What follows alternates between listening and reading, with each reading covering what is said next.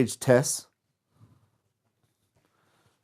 And we are in the second of the 13 attributes, Nosei Avoin.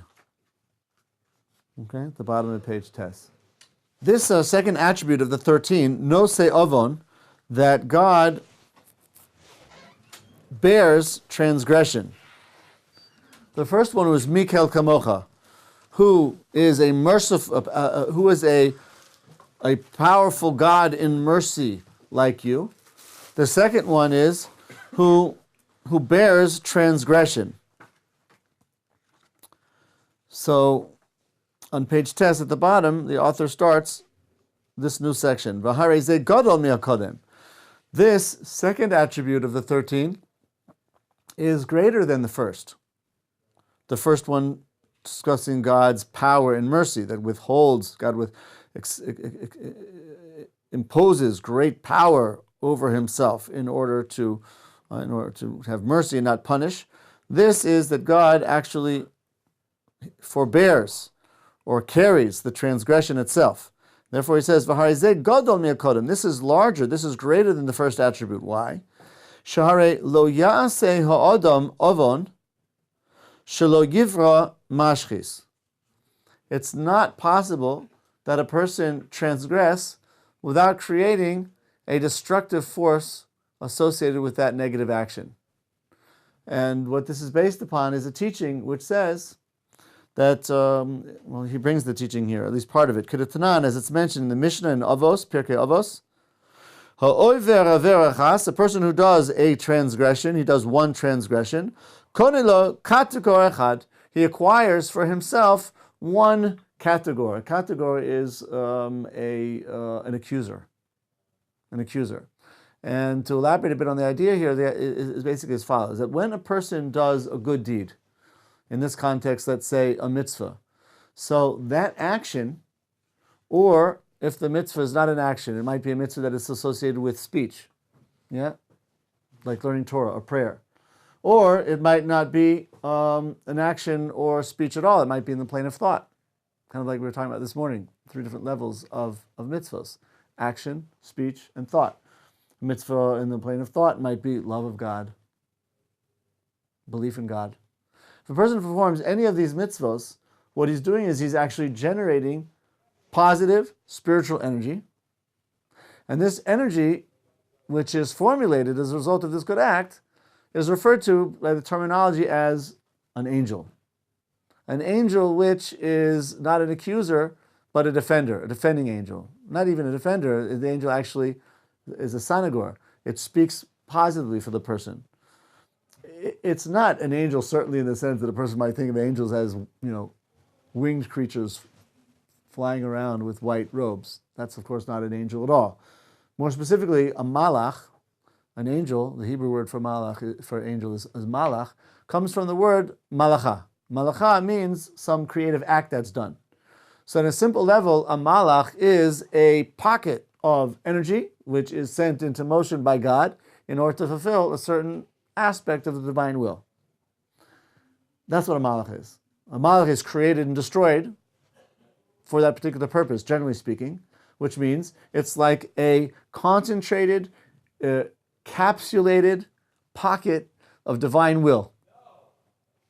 God directs something that sets into motion an energy which acts upon the spiritual realm.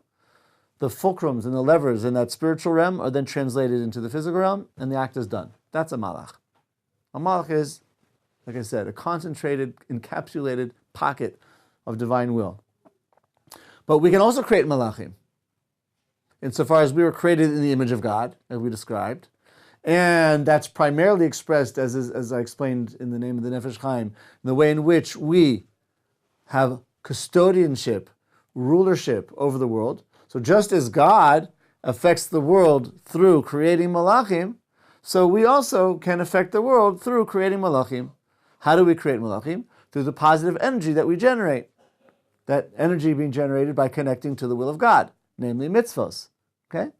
So if a malach is an expression of divine will from the divine into this world, affecting through a series of different transitions this world, we also create malachim by connecting into the divine will, which is expressed in the Torah, by performing that mitzvos, right? And it sends the energy back, and it sends the energy into the world as well, and affects that. So we create these positive pockets of energy, which are referred to also quickly by the term of angel, and by doing the mitzvos, or even by speaking the mitzvos, or even by thinking the mitzvos. When we contribute this positive energy to the world around us, both in the physical and the spiritual world, right, this energy, this positive effect on the world, actually speaks in our favor, on our behalf. And therefore it's described as being, right, a defending angel, or as an angel which speaks on our behalf. But of course, on one level, you can think about it as an angel which communicates to God something good that we've done. But I'm trying to describe it a level deeper than that, which is it's really a piece of energy which we create by connecting to the divine will through the Torah and performing the Torah on either of these planes of action, speech, or thought, and the positive effect that this has on the world speaks good for us. And that's why it's described kind of allegorically as creating an angel that says good things about us to God. I don't think that's really what it's about. It's more what I was explaining before. It's the natural, organic, holistic result of the positive energy that we generate and its effect on the world, ultimately speaking, as it were, quote unquote, on our behalf. Okay? That's all on the good side. But the opposite is also true.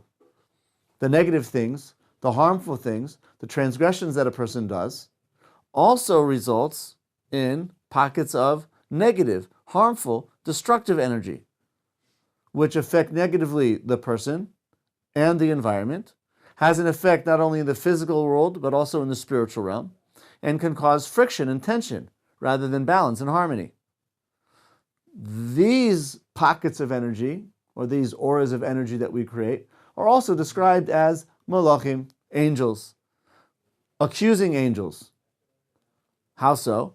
Because on a simple level, they make known, as it were, to God the negative things that we do, and then as accusing angels, they can direct punishment, not reward, but punishment against us. That's on the simple level. But like I did before on this side, what would parallel that would be, it's not that there's an angel and that this angel communicates, but really it's about negative energy that we emit through the things that we do, or we say, or we think. It affects the environment physically and spiritually in a negative way. And the result of that is a dissonance, a lack of harmony, which actually causes friction and therefore harm. The harm that results from what we do is itself an accusation against us. Okay? So that in these terms, if there's any negative ramifications from what we've done, it's not as much as God's punishing a person for what he's done, but a person's actually punishing himself by doing it. Why? Because he's created the energy. He's created the friction. He's created the impurity. And therefore, it's going to affect him because he's done it. Right? That's an important point. It's not like he's done something wrong and God judges that and now punishes him. But rather, it's kind of like a spiritual, you made your bed, sleep in it. This person created this aura of negativity around himself and in the world, physically and spiritually connected to him. That's going to affect him negatively, commensurate to the degree of transgression that he did. And that could affect him in the form of what we call punishment. Right? But the Nefesh HaChaim also spells out explicitly that it's not really coming from Hashem. It's coming as a direct result of his own misdeeds. It's part of the very system, like the physical, the way that in physics you have every action is an equal and opposite reaction, and this it's just the same kind of physical reality, but manifested in a spiritual. Exactly. You know, beautiful. Exactly. system. Yeah. Exactly. So therefore, that the punishment is really just a natural outgrowth or repercussion, I think is the word they used, of his own misdeed. That's how the world was set up. So is it? It's kind of like polluting the air and then not being able to breathe. You've polluted the air. The result is that you can't breathe. What was that? Is it specific to the misdeed, like Yes, and commensurate. but in the type as well, not just the Yeah, degree. yes, to the type and the degree. And We're going to see more about that as we go on. Is that how the person gains atonement for what they did? Perfect. Yeah, very good. We'll see that shortly. Given your corollary, there's actually some redeeming value to this boomerang effect of negativity, that the very punishment or repercussion, I think is the word used, the very repercussion of his misdeed is a vessel for tshuva, because it points exactly to what he's done wrong and what needs to be rectified. So that's also part of the system. Yeah, the system responds to him in a way which lets him know exactly what he did wrong in order to create the venue for tshuva, to rectify it. Yeah. So this whole concept has to do with him bearing transgression, as in he created this system and he's not actively involved. Like you're doing good by going there, but we haven't actually gotten there yet. The text hasn't gotten there yet. We're just explaining the precursory understanding of how the system works. Okay. And the next step, as the author is going to explain how God's carrying the transgression fits into this. Okay. There are angels also besides when you describe. Yes, there are what we call like archetypal angels. Yes, like Raphael and Michael and Gabriel and Michael. Yeah, but again, these are forces or meridians through which the divine will is expressed, either in Chesed or Devorah or Refuah. It's less appropriate at this point to be thinking about these as being creatures or agents. More specifically, they are channels. They are regular channels which were set up as being instruments through which the divine will is translated into the world. The angel went. The angel said. That's true on a certain level, but on a deeper level, it's important to recognize that it's really a parable that's being described. Right? The divine will was expressed in a way, right, that it communicated and brought about such a result. It's described as, and the angel was sent and said. But it's an allegory.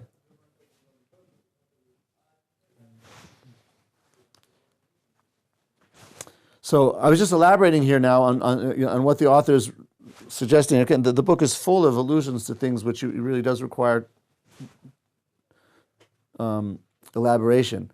And that's why I pointed out why this book was, in the past, significantly more popular than it is nowadays, because over time people lost the context in which what he was saying was relevant. You need to have more information. And because it's written very concisely.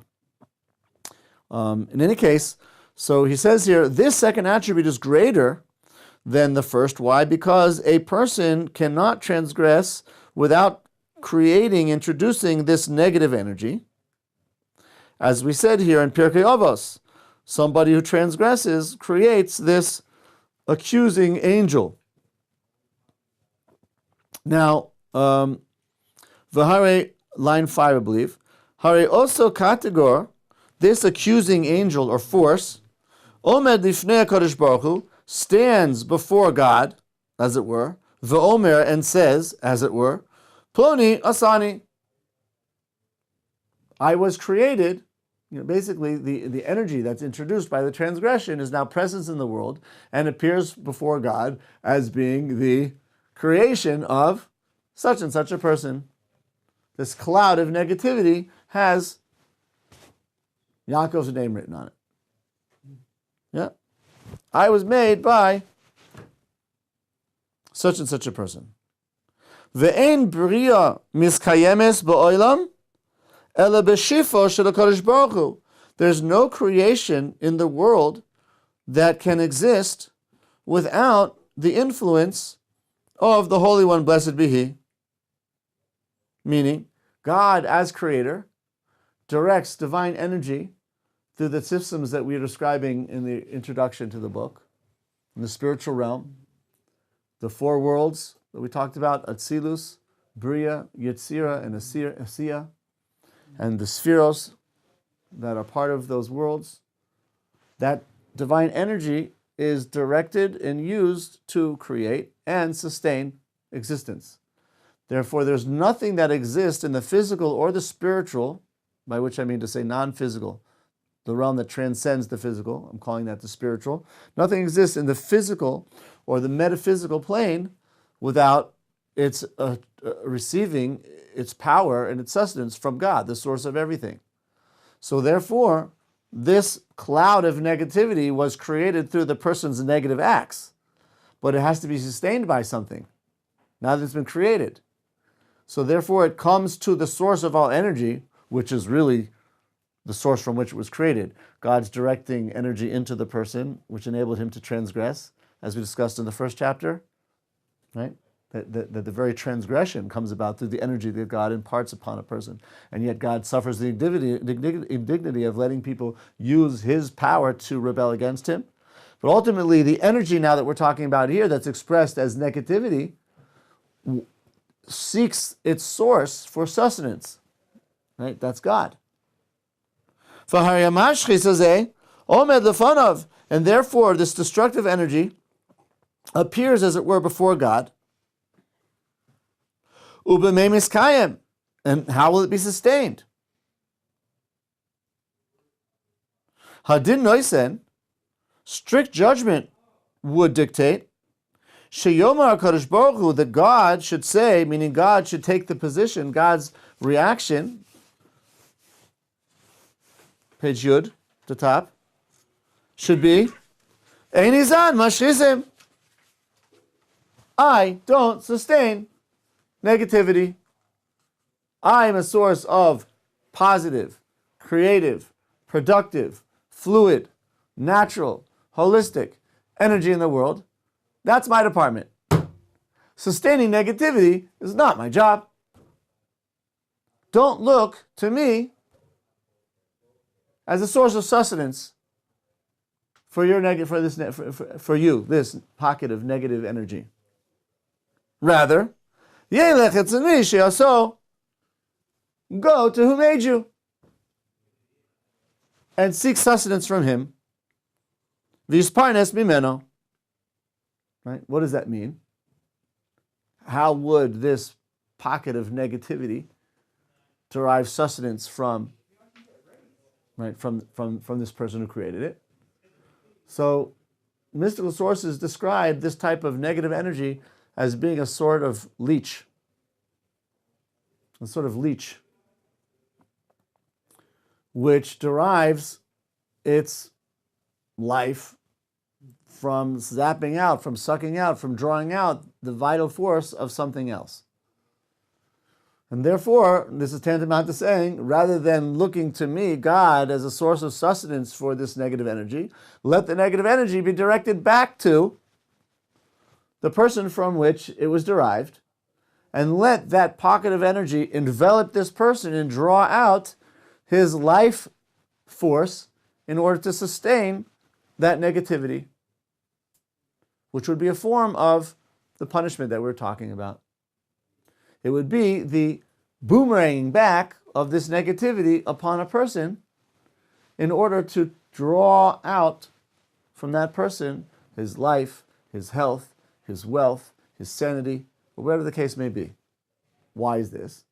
Because this pocket of negative energy has been created. And as long as it exists, it needs to be sustained. And it can only be sustained at the expense of something. And if it's not coming from God, then it's going to come from this person until that negative energy is neutralized. Okay?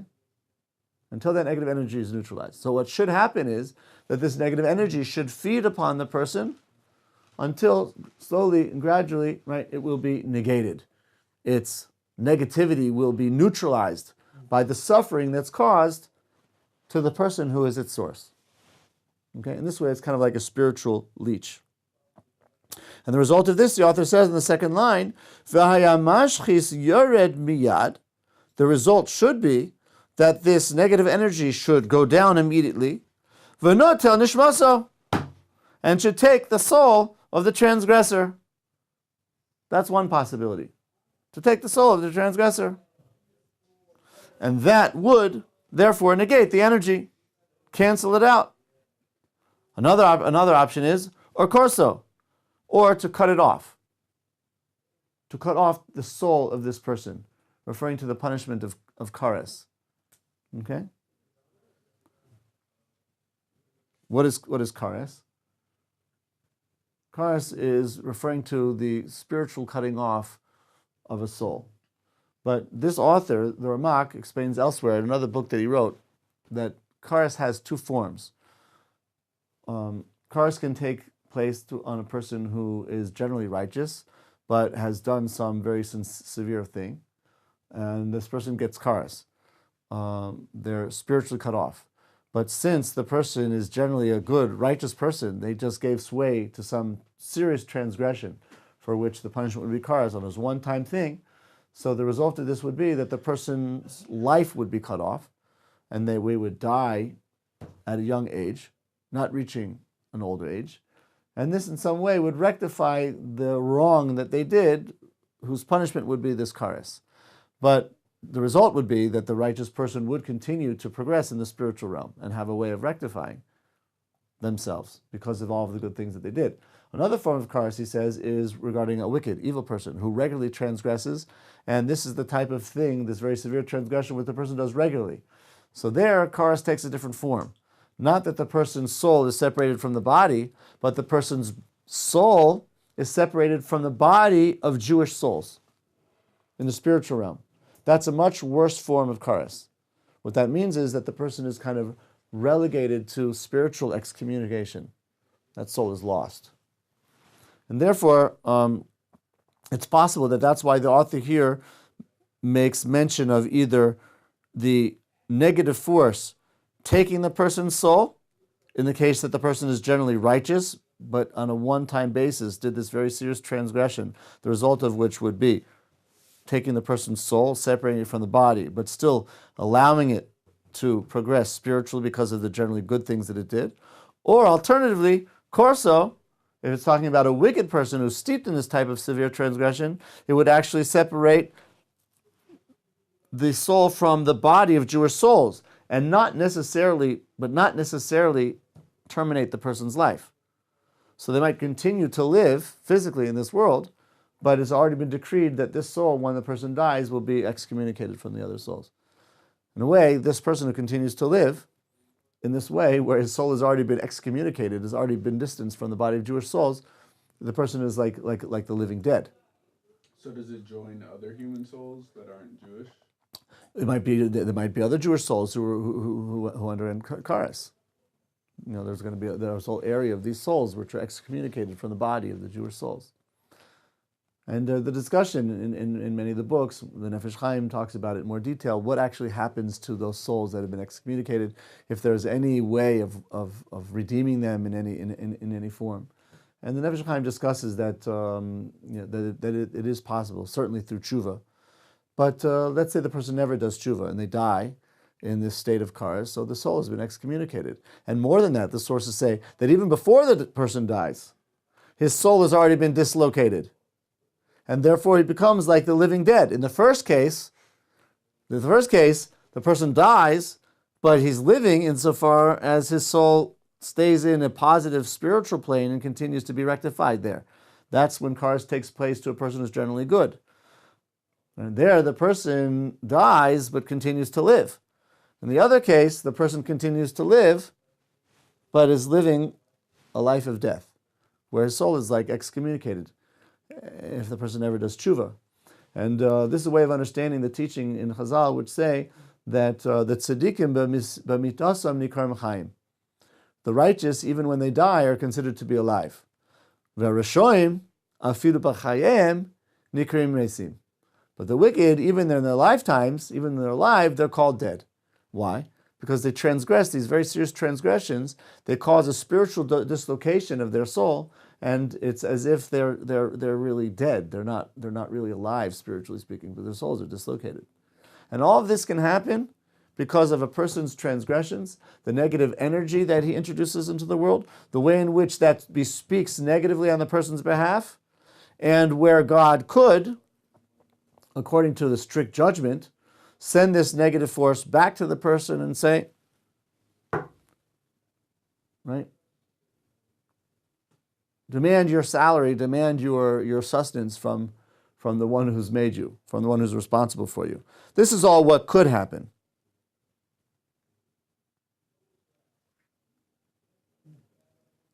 A third possibility is, he says, third line, middle, Oneh nashalav, or alternatively, the person could be punished, quote unquote, on account of this negative deed, kifi onsho, commensurate to the actual transgression that he's done, quantitatively and qualitatively. This is your point. Yeah? According to the type of transgression and according to the severity of it.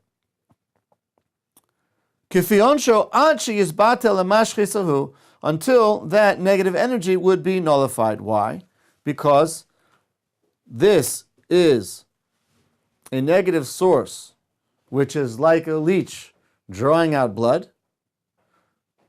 If it boomerangs back on a person, causing different forms of suffering, that's like drawing the blood out of the person, whether it be money, whether it be health issues, whether it be lack of harmony with the people that he knows and family and so forth and so on, that over time kind of nullifies and negates, right, the act that caused this negative energy to come into the first place.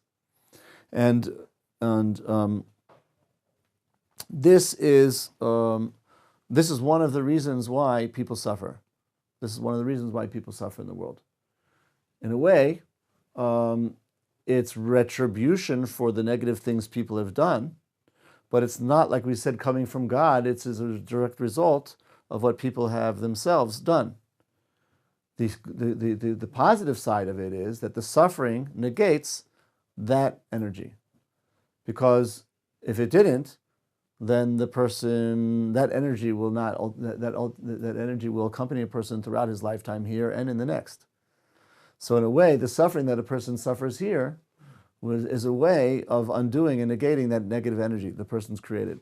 There's a story about a famous rabbi who was a type of a well-known Kabbalist, and people would come to him to get the inner dimension of many different aspects in life.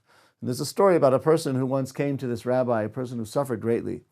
And he wanted to come to the rabbi and get an answer as to why. Why is he suffering? He's suffering, there's no livelihood, he's not healthy, he doesn't have a harmonious family situation. Life is really tough. So he goes to the rabbi, he comes to the study, he's accepted there by the rabbi's aide. The rabbi's aide tells the rabbi, such and such a person is here. The rabbi says, here, take this cup of tea and give him to drink, tell him to sit, relax, I'll receive him shortly. So the person sips his tea, and before you know it, he starts dozing off. And all of a sudden, he finds himself standing before the heavenly tribune. I don't know exactly what the rabbi put in the tea. He must have done some spiritual stirring and stirred up this person's dream state. So that in his dream, he was standing in front of this heavenly tribune, and the judge asks him, Rabbi, what do you have to say for yourself? So he says, well, I've tried. I've done good things, I've done bad things. I made a go of it. So the judge says, well, let's take a look. So he points to the left. A window opens, and he looks out and he sees a vast road, and truckloads of merchandise are being loaded into the courtroom onto a scale. These are Reb Yid's transgressions. Package after package after package after package after package after package. So the person's doomed. He says, well, what do you have to say for yourself? So I've done mitzvahs too. Mitzvahs? And points in the other direction. The window opens. He sees a large, long track of road and a puny little U-Haul truck full of his mitzvahs. They come unload his mitzvahs onto the scale. He realizes he's not in a good situation. So the judge says, transgressions, mitzvahs, what do you have to say for yourself? And he was dumbfounded. He didn't know what to say. All of a sudden he says, wait a minute, but I've suffered. I've suffered in life. Suffered? Did you say you suffered? Points straight forward, opens the window, a long road, truckloads and truckloads and truckloads of packages of suffering are unloaded into the courtroom, onto the scale of the mitzvahs, which is sorely lacking, and slowly but surely, package after package after package, the suffering coupled with the few mitzvahs starts to make some dent in the weight of the transgressions. The last package comes out, and he stops short. He's still got more averos than mitzvahs. So the person stands up and he looks at, bring in more suffering, more suffering. Load on the suffering. Yeah. And he wakes up, and the rabbi's leaning over him, and he says, well, what did you ask? What were you saying? Well, what did you want? More suffering? What did you want to speak to me about, by the way?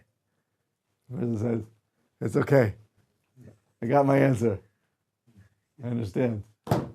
Yeah. You see from here that, unfortunately, suffering is not pleasant, but it was also created in part of the system to outweigh and counterbalance all of the negative energy that we create. And it's a way of negating all of that. And these mashchitim, these negative forces are about that. Now, it's not just punitive to punish us for the things that we've done. It's actually directing us towards purification, because it's indicating to us what's been done wrong and what needs to be rectified. And it's so specific that we're told that a person should be aware of what he's suffering from, how and what measure and why, and that will point to him why it is that he's suffering. If he hurts his foot, he should be thinking, what have I done wrong with my foot? Yeah, and this is not just, the point is, he's done something wrong with this limb of his body. This limb of his body has now created this negative energy, which is cleaving to that part of his body. And it's like a leech, which is drawing negative energy to that person and that part of the body, the instrument with which he transgressed. And therefore, right, very often, where and how a person's suffering is an indication of what a person's done wrong. There's so much to say here, but the Gemara says that if a person sees that suffering has come upon him, right? Yisurim ba'im alav, yifashvesh b'ma'asav. He should sort through his deeds. Sort through and figure out, right, what he's done wrong. If he sorted through his deeds and he hasn't found that he's done anything wrong that these transgressions could be accounted to, then he should be tolei bebittul Torah. He should attribute them to a lack of Torah study. Lack of Torah study. Right? The commentaries explain this is referring to suffering that comes upon a person in a certain way. He should try and find some direct cause for this suffering that would be related to the type of suffering that he's suffering. If he can't find that, then he should attribute it to Torah study. Why? Because bittul Torah can affect a person negatively in any part of the body. And the basis for this is related to the opposite as well, which is that Torah study is a way of rectifying any wrong. So what that means is, suppose a person transgressed a particular transgression, and they didn't know what it was, that they were suffering from. Torah study has the power to cure all of the different limbs of the body of any transgression that a person might have done, because anything is connected to the Torah and to the 613. So it's kind of like a fix-it-all remedy to the Torah. And the point that comes out of this teaching is that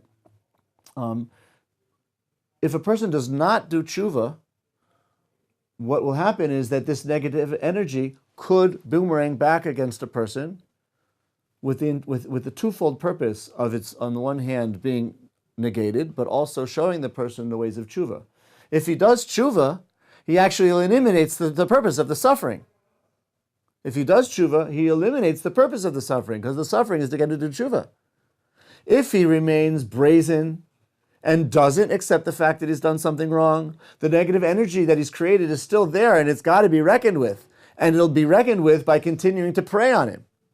But if he accepts the message and he does tshuva, either specifically for what he did wrong, or more generally by learning Torah, then that's a way of nullifying the suffering prematurely, because the purpose for the suffering has been realized. And in fact, we're encouraged to rectify these wrongs by bringing suffering upon ourselves and not waiting for the boomerang effect.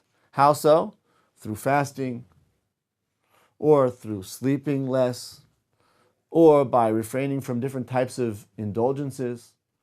And I'm not saying that the Torah is necessarily advocating asceticism, but the point is, if we've done something wrong, this negative energy is there. Rather than wait to have to deal with it head on, a person can preempt the suffering by taking upon himself some of these ascetic-like activities.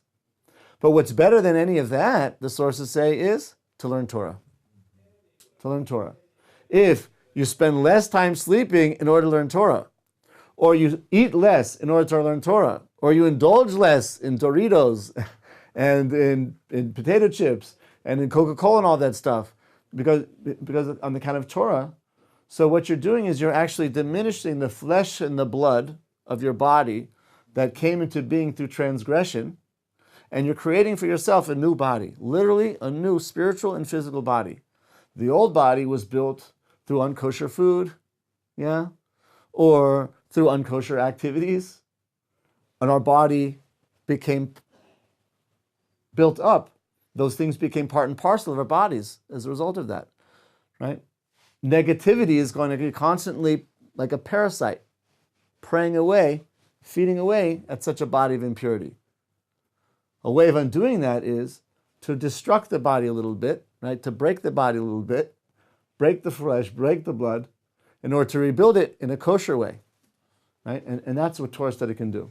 Doing both. They're doing both. They're doing asceticism and also learning Torah.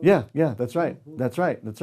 And why is this advisable? Because if you don't do anything, the negative energy is going to do it anyway. That's true. But you're suffering in the meantime, and you're not getting any mitzvah. This way, if you're suffering in the name of Torah, and anyway, it's for a mitzvah. So you actually get a twofold benefit, right? That's what could happen. That's what could happen. This energy should be sent. It would take the form of a punishment. A person can preempt that by ascetic practices having to do with tshuva, but the panacea for everything, right? It would ideally be Torah. And the self-sacrifice that a person endures for the purpose of Torah study will actually make for him will make for himself a new spiritual and physical body, which is based on purity. And the impurity that would have attached to his body earlier, right now becomes extirpated and doesn't have sway over the person, because he's got a new body. He's a new person. Separate from what you've said, is there such a concept as there's like negative forces that would want you to fail? Like is there such a thing as that? Sure. Yeah, Sure. And there are free agents that roam around the world, and they're forces of negativity which whose intention is to enhance free will, to give people a challenge. And the more negative a person is, the more these energies are going to be drawn to him, like flies are drawn to a festering wound.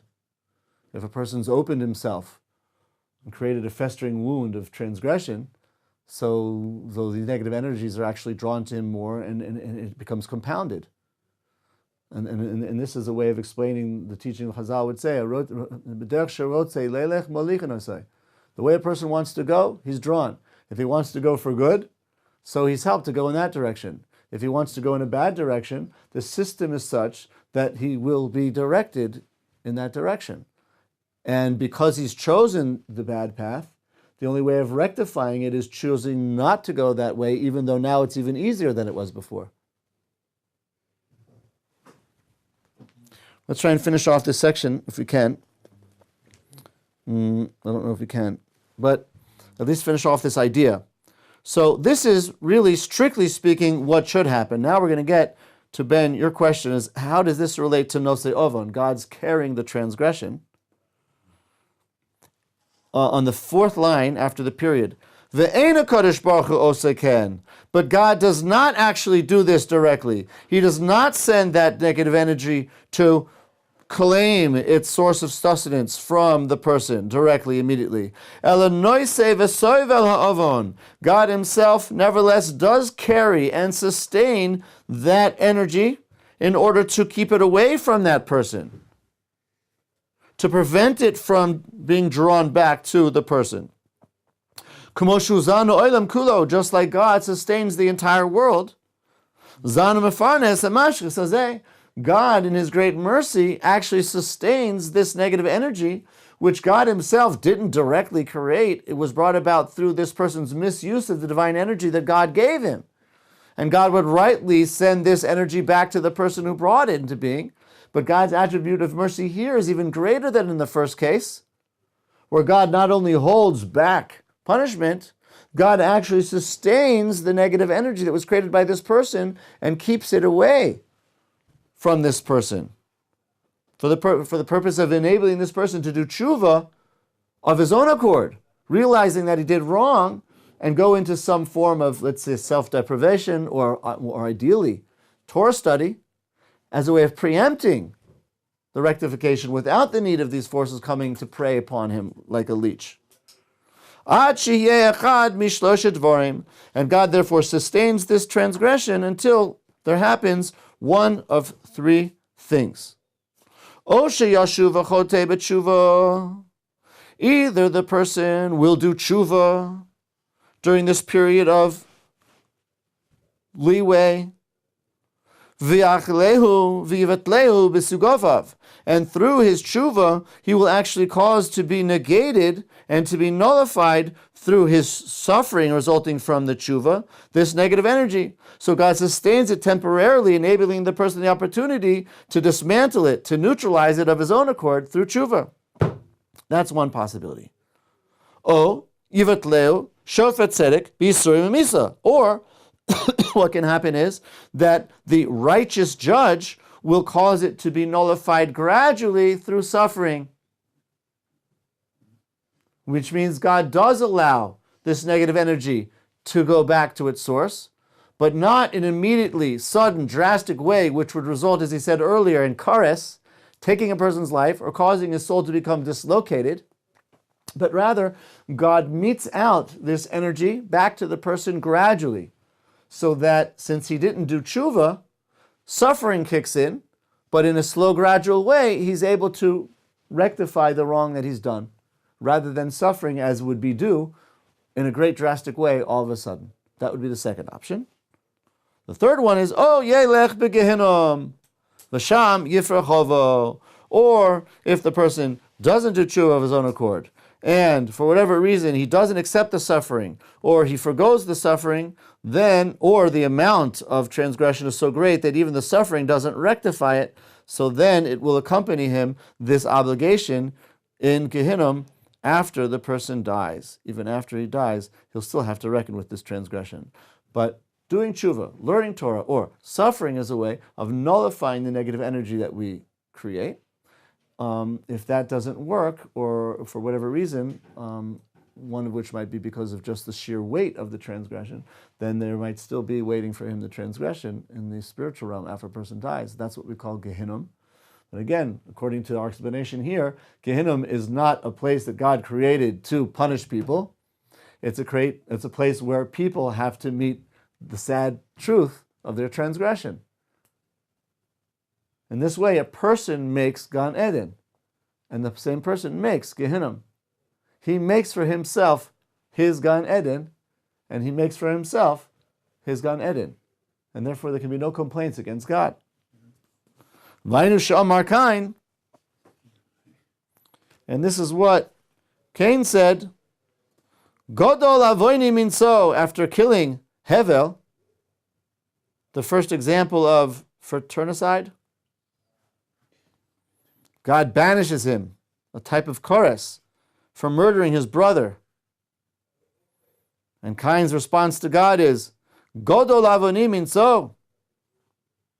It can be read as a question, and that's what the author explains. Pirusho, the meaning of this is, Pirusho, Rabbeinu Zichronim Devorah, the sages of blessed memory said that this was actually phrased as a rhetorical question. Cain, as it were, said the following, Kol ha'olam kulo ata soivel. You, God, support. You're prepared to support the entire world, support the transgression collectively of the entire world, and not mete out that transgression on the world in order to give people the opportunity to do tshuva. Yirtzeh, zanim farnes. You sustain all of the transgressions that people do, and you don't mete them out on the world. Vavoni kaved. But my transgression is so heavy, that you can't suffer it, you can't carry it. What he's saying, Cain, is you have 13 attributes, one of which is you sustain the transgression. Can you not sustain my transgression and give me an opportunity to do tshuva? Do I have to undergo kares right away? Perush, lefarnaso ad sheyoshu v'taken. Can you not sustain this transgression, this negativity that I've introduced into your world? Can you not sustain it temporarily in order to give me the opportunity to do tshuva and to correct it? Imken harezo midas savlonus gedola. We see from here the author says that the second attribute of God is a tremendous degree of patience. Sheyozun v'yefarnes bria ra, that God Himself sustains a negative, harmful creation. Shebara hote, which was created not by Him but by the transgressor, and He does this ad sheyoshuv, in order for the person to be able to do tshuva. We'll quickly just finish off this chapter, how we can translate this into our lives. Therefore, he says, Yilmad odom kama tzorich sheyeh savlan. A person should learn from this how patient and forbearing and long-suffering he must be. Yizbol ovel chavero, he should be willing to suffer the transgressions, the willing transgressions of other people against him. V'ra'osav shehereo, and the evil that they've done to him. Ad shiur kazeh, to the extent to which shadain ra'aso kayemes shechota kenegdo, that the transgression, the effect of it is still harmful, is still harming him. But still he should be willing to accept this. V'hu yizbol ad yisakin chavero, we should be willing to endure this in order to give his friend the opportunity to rectify it, to do tshuva. Ad she'izbatil me'alav, in order for the transgression and the harm to become negated on its own accord, rather than calling upon God to punish this person because I'm suffering on account to him, the kiyotzi, and other scenarios like this. Again, every person have to try and think of specific ways in which we can translate into our lives. But the point is that even if people intentionally transgress against us and harm us, we have to try to the best of our ability to be forbearing and not to demand or to demand retribution or exact retribution right away, but rather we should be willing to give the person some slack if there's an opportunity that the person will do tshuva and ultimately come around to realizing what they've done wrong and intend to rectify it. We'll end here.